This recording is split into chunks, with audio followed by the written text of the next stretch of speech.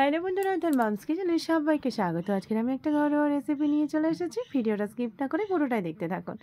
এই যে এখানে ফুলকপি কেটে নিয়েছি, আর দেখুন ফুলকপিটা কেমন কেটে নিয়েছি। এই যে আর আলু কেটে নিয়েছি লম্বা লম্বা করে, সেরকম মাছের ঝোলের আলু কাটে। এই যে টমেটো, কাঁচা লঙ্কা, আর এখানে জিরে মৌরি ধনিয়া একসাথে বেটে নিয়েছি। আর লাগছে আদা বাটা, আর অবশ্যই মাছের ঝোল করবো আজকের ফুলকপি আলু দিয়ে। আমাদের বাজারে ফুলকপিটা এখন প্রায় দিন পাওয়া যাচ্ছে। আপনারা এই সময় ফুলকপিটা ভালোবাসেন না শীতকালের ফুলকপিটা ভালোবাসেন, অবশ্যই কমেন্টে কিন্তু জানাবেন। আমি এখানে গামলিতে জলে ফুলকপি আলুটা একটু ভাপানোর জন্য বসিয়ে দিয়েছি। তার ফাঁকে মাছগুলো লবণ হলুদ মাখিয়ে নিলাম। এই যে লবণ হলুদটা ভালোভাবে মাখিয়ে নিয়েছি। এই যে ফুলকপির জলটা বেশ ফুটে উঠেছে, একটু হলুদ দিয়ে দিয়েছিলাম, আর দেবো সামান্য একটু লবণ। যদি কিংবা পোকা থাকে তাহলে কিন্তু তাড়াতাড়ি বেরিয়ে যাবে, সেই জন্য আমি একটু ভাপিয়ে নিচ্ছি। জলটা যখন ফুটে উঠবে তখন এটা নামিয়ে নেব। ব্যাস, একটু ভাপিয়ে নিলাম। কেন, অনেক সময় অসময়ের ফুলকপি তো একটু গ্যাস হতে পারে, কিন্তু আমার এই ফুলকপিটা না ভীষণ ভালো লাগে।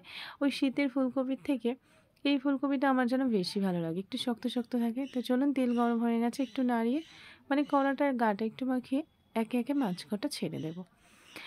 একদম ঘরোয়া সিম্পল রেসিপি, যেটা প্রত্যেক দিন খাওয়া যায়।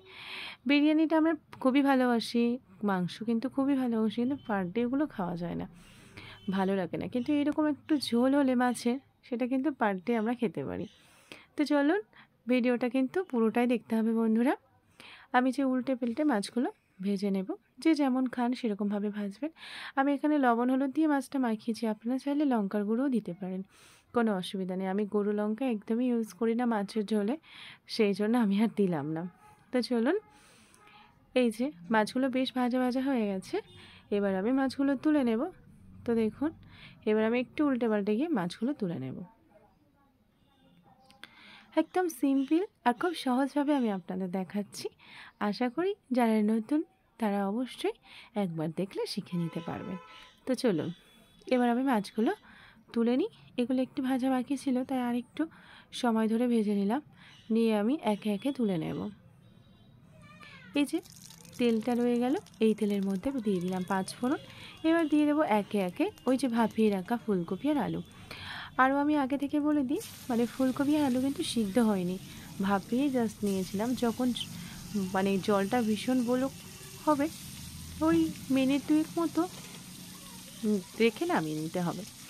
ভিতরে যদি একটু পোকা থাকে, এখনকার অসময়ের ফুলকপি তো তাই একটু ভাপিয়ে নিলাম। আর যাদের গ্যাসের সমস্যা তারাও একটু ভাপিয়ে নিলে ভালো। তো এবার লবণ একটু দিয়ে দিলাম স্বাদ অনুযায়ী, আর দিয়ে দিলাম ছোটো চামচে 1 চামচ হলুদ গুঁড়ো দিয়ে এবার আমি একটু কষিয়ে নেব। এই সময় গ্যাসের ফ্লেমটা কিন্তু মিডিয়াম টু লো করে রাখতে হবে। কষানোর সময় একটু কষাবো সময় ধরে, যাতে ফুলকপিগুলো একটু ভাজা ভাজা হয়ে যায়। দেখুন বেশ ভাজা ভাজা হয়েছে। এবার আমি মাঝখানে একটু জায়গা করে নিলাম, নিয়ে দিয়ে দেব টমেটো কুচি, আর দিয়ে দিচ্ছি কাঁচা লঙ্কা। আপনারা যেরকমই ঝাল খাবেন সেরকম অনুযায়ী দেবেন। এবার দিয়ে দিলাম 2 চামচ, ছোটো চামচে 2 চামচ মতো আদা দিয়ে আমি একটু কষিয়ে নেব। নিয়ে এবার সব কিছু একসাথে কষিয়ে নেব। যেহেতু ফুলকপিগুলো মোটামুটি ভাজা হয়ে গেছে আর আলুটা বেশ ভালো, এবার চলুন আর একটু কষিয়ে নিয়ে জল দিয়ে দেব। আমি এখানে জল দিয়ে দিচ্ছি, একটু হালকা উষ্ণ গরম জল দিয়ে দিলাম।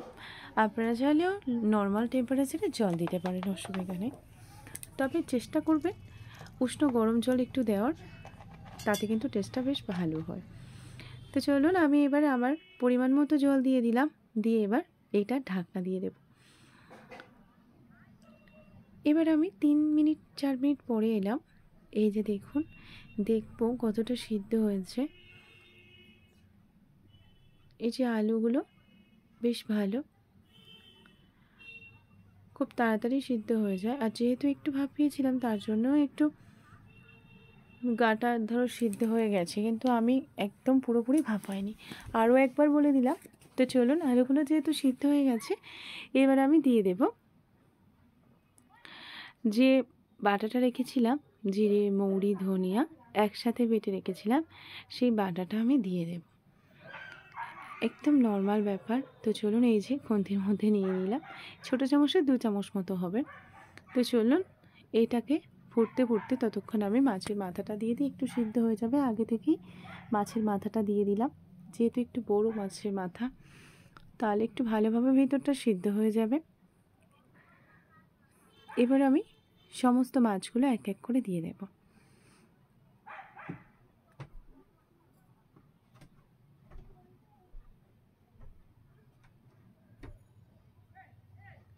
দুপুরের মেনুতে এইরকম একটা মাছের ঝোল থাকলে বেশ কিন্তু ভালোই লাগে।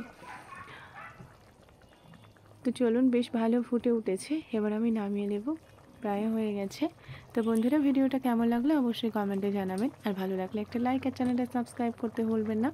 পাশে থাকা বেল আইকনটি কিন্তু অবশ্যই ক্লিক করে রাখবেন, কারণ নতুন কোনো ভিডিও আপলোড দিলে সবার আগে আপনাদের কাছে নোটিফিকেশন যাবে। তো বন্ধুরা চলুন, এবার আমি ঢেলে আপনাদের দেখাবো। গরম ভাতে এরকম যদি হালকা একটা ফুলকপি আলু মাছের ঝোলের রেসিপি হয়, তাহলে কিন্তু দারুণ যায়, তাই না? কি বলুন বন্ধুরা? তো চলুন, আজকে আমাদের মেনু এটা। ভালো থাকবেন, অবশ্যই কমেন্টে জানাবেন একবার করে আপনাদের কেমন লাগলো।